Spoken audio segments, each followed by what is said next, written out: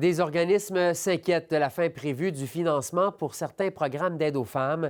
Le ministère des Femmes et de l'Égalité des genres, Canada, prévoit une réduction de plus de 80 du financement d'ici 2027-2028, passant de plus de 400 millions de dollars cette année à un budget prévu de 76 millions de dollars dans 2 ans. Voici donc une entrevue réalisée un peu plus tôt aujourd'hui avec Soukaina Boutieb, directrice générale de l'Alliance des femmes de la francophonie canadienne. Alors, Mme Boutieb, merci d'être là. Dites-nous, pourquoi est-ce que vous tirez sur la sonnette d'alarme aujourd'hui? Bien, parce que c'est très inquiétant ce qui est annoncé. Ce qu'on voit présentement, c'est qu'il y a des coupures budgétaires qui sont annoncées. Il y a des programmes qui ne sont pas reconduits pour le ministère de Femmes et Égalité de genre. Et sachant que ce ministère-là est en train de financer plusieurs organisations de femmes francophones à travers le pays, et on nous inquiète là-dessus parce qu'on dit qu'il y a des coupures. Qui dit coupure, dit manque de programme, dit pas de services pour les femmes sur terrain.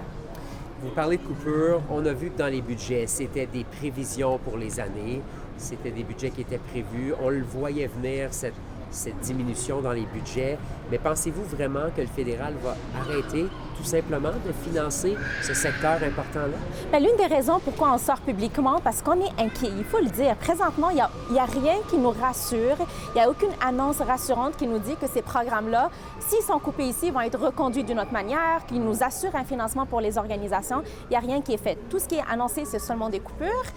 Et on veut aussi rappeler l'importance que quand on a un budget aussi qui se doit de répondre adéquatement aux besoins de la population. La réalité aujourd'hui, c'est que les services pour les femmes francophones sont des fois un luxe. C'est inexistant dans certaines régions du pays.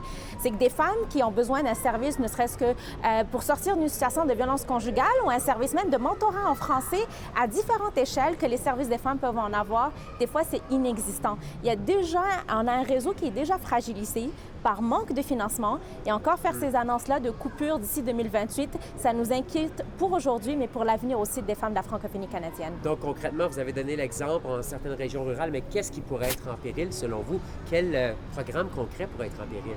Bien, tous les programmes. Ce qu'il faut se rappeler, c'est que le ministère de Femmes et Égalité de genre Canada, c'est un ministère qui fonctionne seulement par programme. Donc, il n'y a pas de financement de base qui est donné aux organisations. Donc, c'est des appels à projets. Les organisations répondent à ces appels-là, puis le ministère décide de financer ou non selon leur intérêt.